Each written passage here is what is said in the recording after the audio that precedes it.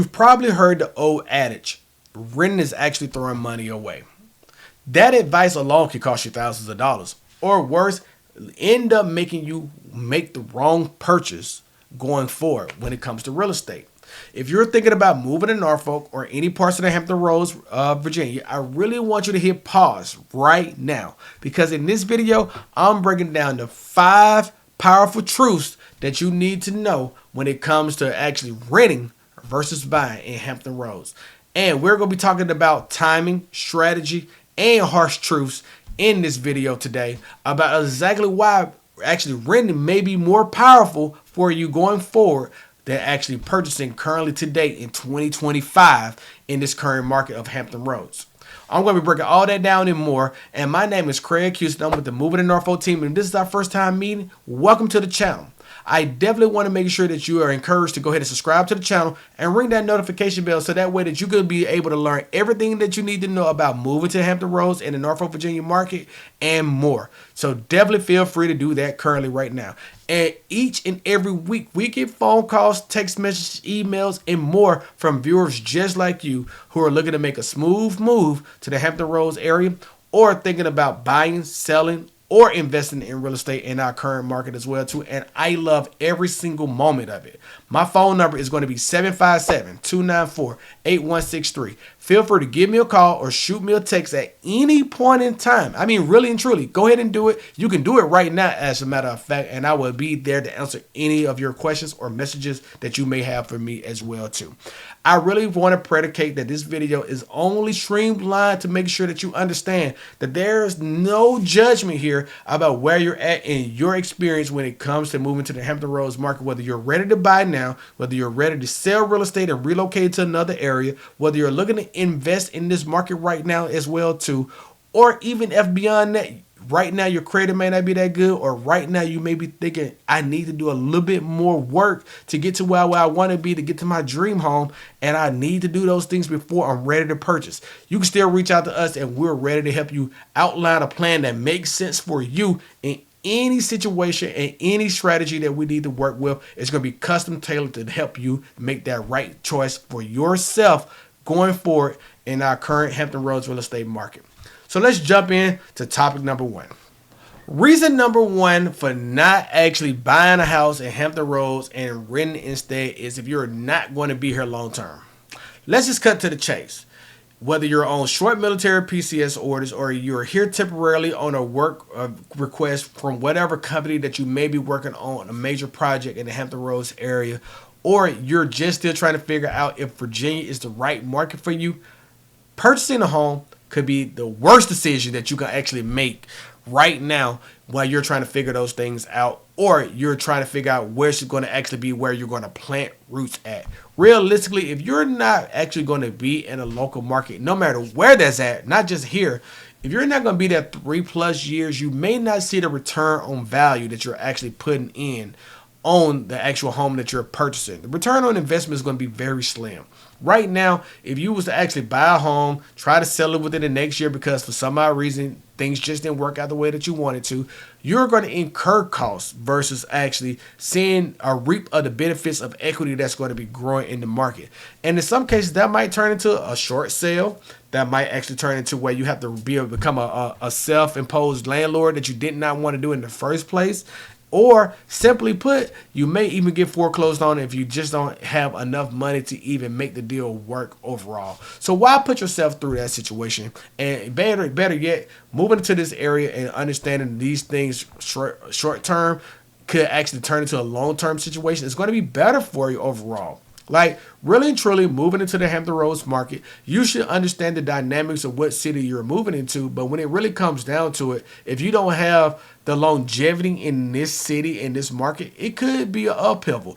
Like Chesapeake and Virginia Beach, trust me, it's going to appraise value higher than most. Like, you can give yourself 2 years tops, you'll probably be almost breaking even at that point in time. But that 3rd to 5th year is where you're going to see where your growth and equity is going to start to substantiate a lot more. more.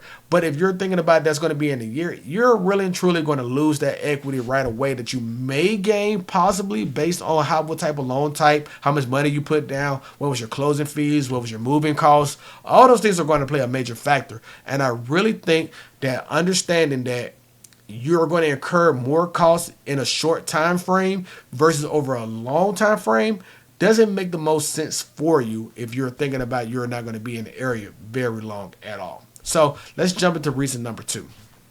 Reason number 2 is going to be you're still building financial readiness. Regardless if you're renting or if you're purchasing, you're going to have upfront costs. If you're purchasing, your upfront costs could actually be a lot more than renting, actually. I mean, let's realistically speak about it. If you're talking about renting, you could possibly be renting a $2,000 or more rental unit right now, and that $2,000 rental unit could actually incur you a $2,000 upfront security deposit and a $2,000 first month rent. Where if you're purchasing, you may actually see that you may have about, if you're talking about the median price of $300,000, you can actually see that you're going to be incurring about a $9,000 or more upfront closing costs to actually get into the actual property that you're actually purchasing. Now, with these two actual references that we're giving right now, what really happens here is going to make a major difference. If you're purchasing, you're going to be responsible as a homeowner for everything else that happens with that house, whether that's maintenance costs, whether that's insurance costs, whether that's anything that goes wrong with the property that you need to get fixed just to make sure that you're staying above board, and even utility costs. Now, on the rental side, utility costs may be covered in some of the rentals units that you may find, like your water bill or trash or anything of that nature. More likely, you're going to pay electricity, but also what's going to happen is if you have anything dealing with maintenance, the maintenance team is going to take care of that property. Or the landlord, if you're renting a single family unit or a detached unit, that landlord is going to take care of making sure that the house is kept up to standard for you as well too.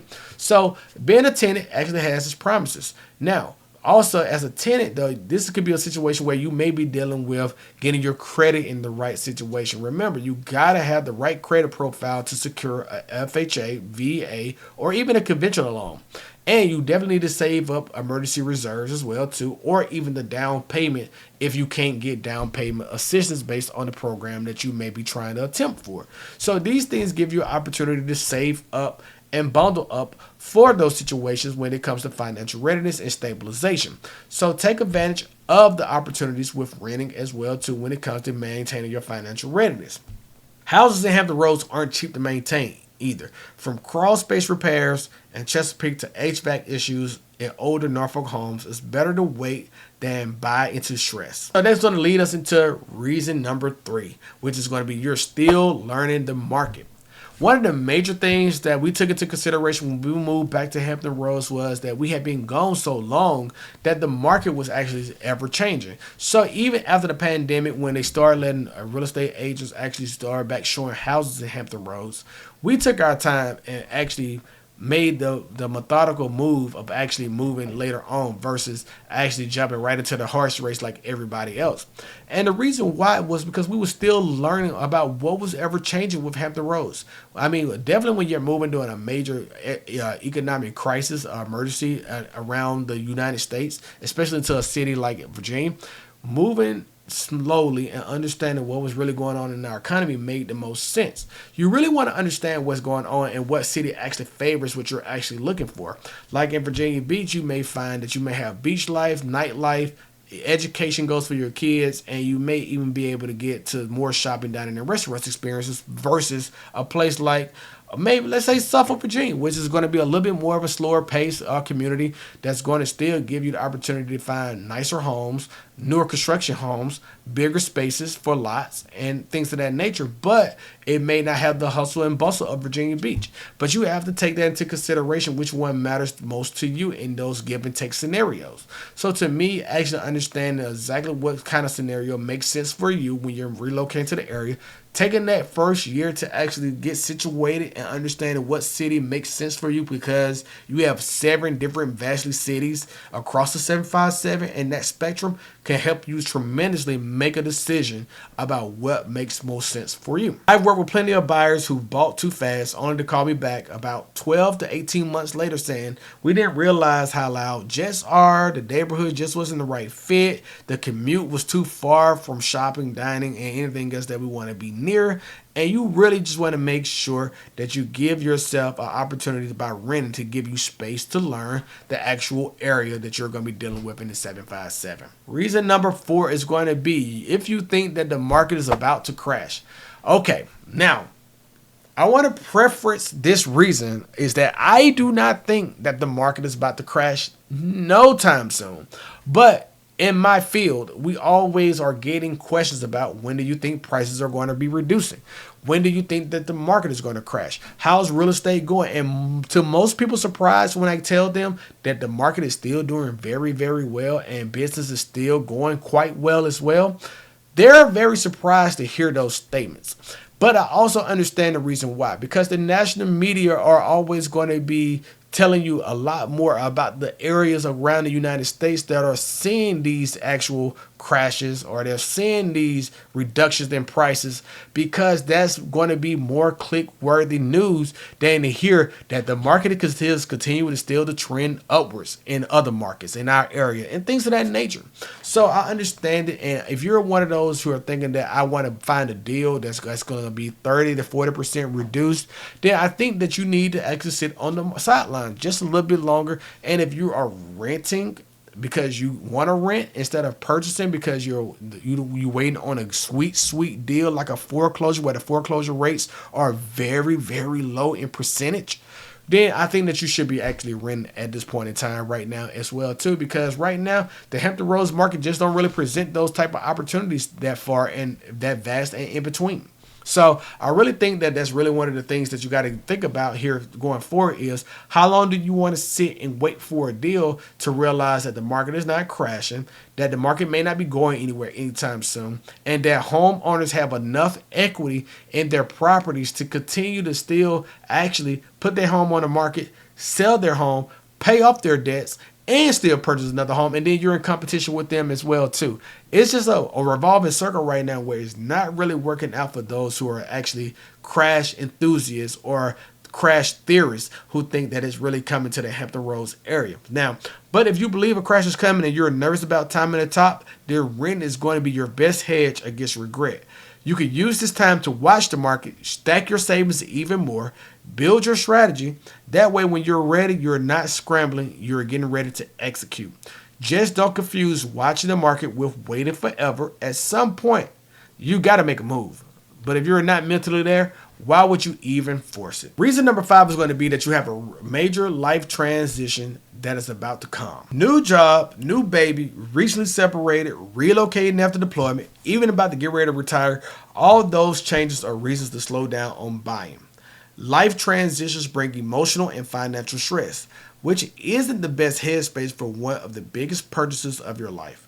I have helped military families in Hampton Roads who've bought mid-transition and regretted it fast, while renting for 6 to 12 months can create breathing room while you get your feet underneath you.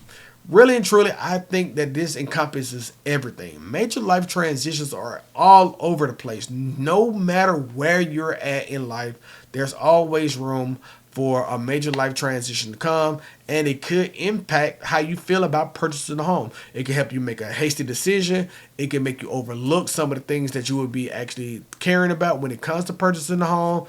It can also make it where you feel like you just got to do it and it's going to feel rushed, and you should not feel like that when you're purchasing the home. When you're actually working with an agent like myself, we definitely want to make sure that we have you in the right headspace to make the most level decision for yourself. And honestly, when it comes down to it, being a home buyer in this market and you're thinking about buying, you should be happy about the situation. But if you're dealing with a lot more stress, because life transitions usually bring on stress, and when that brings on that stress, you want to focus and take care of the stressful situations first, because purchasing a home is always going to be there. You're going to always have the opportunity to do that, and there's no reason to rush into a situation unless you just simply call for that situation to be rushed into. I think that any point in time that we can always take a step back, take a deep breath, and assess the situation and make the right decision for you when it comes forward to dealing with your major life transitions, and then get back to real estate when the time makes sense. So never feel rushed or never feel like it's anything that you need to worry about, because there's always going to be an opportunity for you when the timing is right, directly, simply for you. So does this mean don't ever buy? Absolutely not. Buying is actually going to be a great situation for those who don't feel rushed into the situation.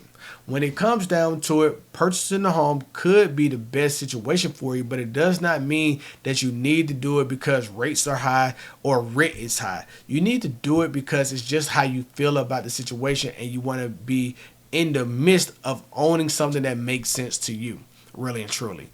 When it comes down to it, if you're thinking about moving into the Hampton Roads area and you really got questions about it, let us help you outline a plan that makes sense for you and get that game plan directly the right way that it should be.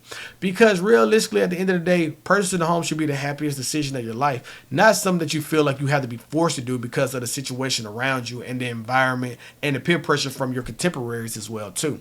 If it doesn't make sense for you, there's a reason why it doesn't make sense. And if it does make sense for you, trust me, we're going to be able to outline why it does make sense for you to make that decision right now as well too.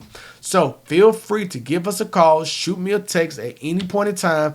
Like I always say, 757-294-8163.